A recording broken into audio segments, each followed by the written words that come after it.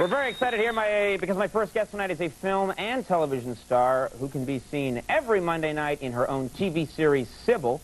She also has a new CD out called Talk Memphis to Me. Please welcome Cybill Shepherd.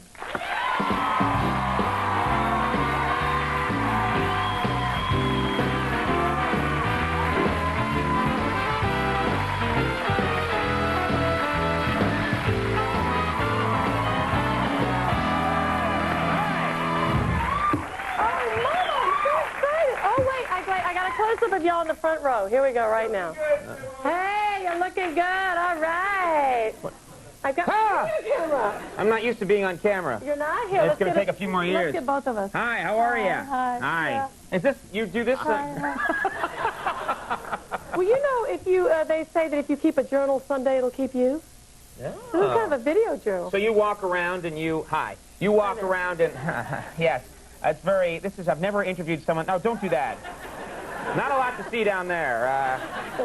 But this is what you do? You record everything? You're one of those people that just walks around and gets a shot of everything? I have to be really honest with you, Conan. Yes? I've wanted to do this my whole life on a talk show, and this is the first time I ever had the nerve to do it was with you. Oh, well, that's nice.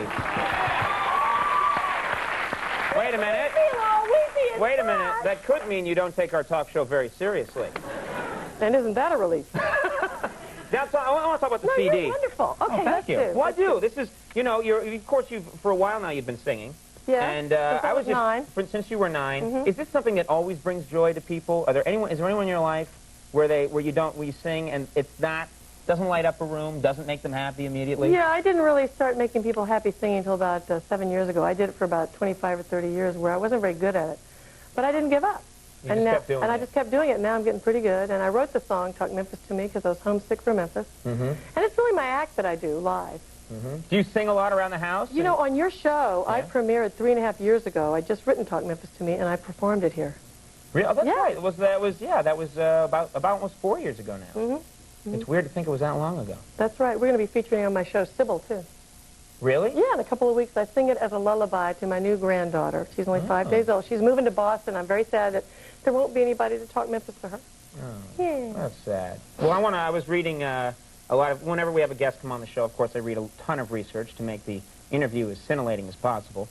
And I was reading about you, and in almost every interview, you make it quite clear, and there's no other way to say this, but you make it quite clear that you're very proud of your breasts.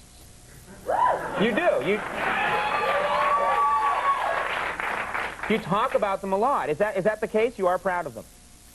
Yeah, I've actually nursed 3 children, a total of about 3 years on them, and they've survived. We refer to them in my family as mommy milks.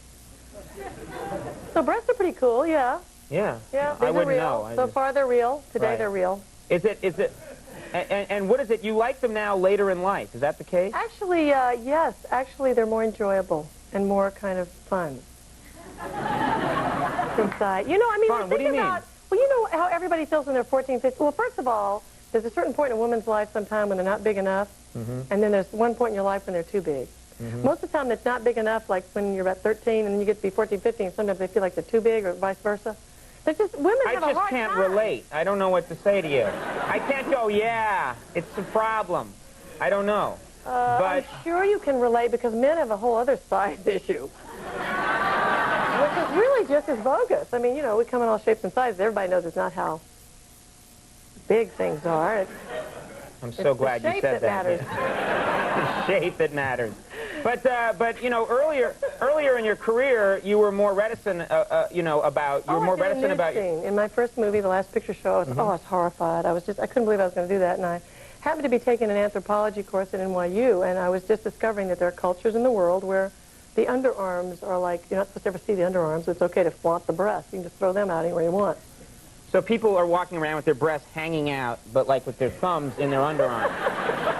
I hope no one sees these. That's kind of the idea? Well, I mean, it's just the idea that there are certain parts of, well, that, I don't know, it gave me the permission to kind of say maybe, you know, God wouldn't strike me dead if I did that nude scene, but if I had it to do all over again, would I do it again? Well, I don't know. What the hell was that? Just a simple yes or no is fine. I never got along.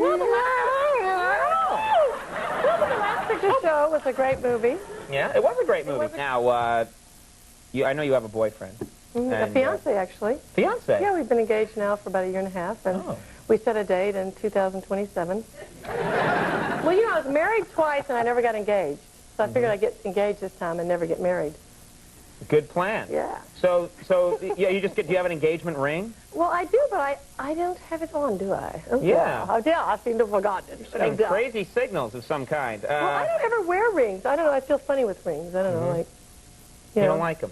Well, my fingers might swell up and then get all freaked out. I'll never get it off again. Right. That sort of thing. Right. You ever have that problem? I don't wear rings. I don't wear rings. I don't wear rings. I don't wear them. I don't like jewelry. I just don't like it. So stop pushing me to wear jewelry, everybody. We get a lot of mail. Conan should wear a more gold chain on his chest. And I don't want to. I understand that I want to ask you about this. When you drive around L.A. You crack me up. Thank you. That was funny. Well, I've won you over. I understand that you drive around with a blow-up doll in the seat next to you. Yes, and you too can have one of these. They're called Safety Man. What is it? What's the story with this? Well, they used to make them more like dummies, like stuff of straw. It's like, so you're not alone. Like women alone tend to be, sometimes we get picked on as victims, you know. So if you have somebody in the car with you, even if it's not a real person. This is to sort of inhibit a carjacker or someone like that. Well, yeah, I mean, you're not alone. A woman alone sometimes is in jeopardy. So now they have them where you blow them up. Right. But the heads are still solid. Right.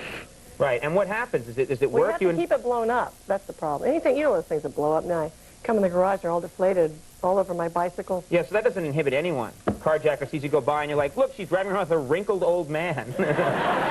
Slowly deflating. No. Easy pickings here. Mr. Floppy might try and stop me. That's real scary. I'm going to stay away from your car. Well, now you told everybody that you do that. And all criminals watch this show. Yeah. In fact, if statistics are correct, that's pretty much most of our audience. Talk Memphis to Me, the new CD, is available everywhere. And, of course, Cybill is on CBS.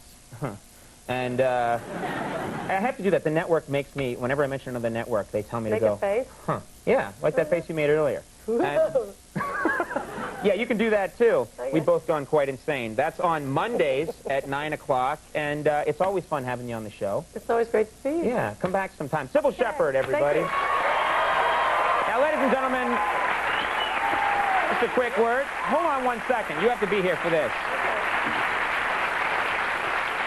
Helena Bonham Carter is coming up in just a second, but first, we have a word from Breathe Right Nasal Strips. If you can't sleep well, it may be because you can't breathe well through your nose. Breathe Right Nasal Strips gently pull open nasal passages so you can breathe better and sleep better. Here's a testimonial from Andy Richter. Andy? Thanks, Conan. You know, I used to sit on the couch and snore loudly during most of Conan's interviews. But now, he and his guests get the peace and quiet they deserve. Thanks, Breathe Right. Thank you, Andy. Remember, folks, breathe right, sleep tight. Helena Bonham Carter is coming right up. We'll take a break. We'll be right back.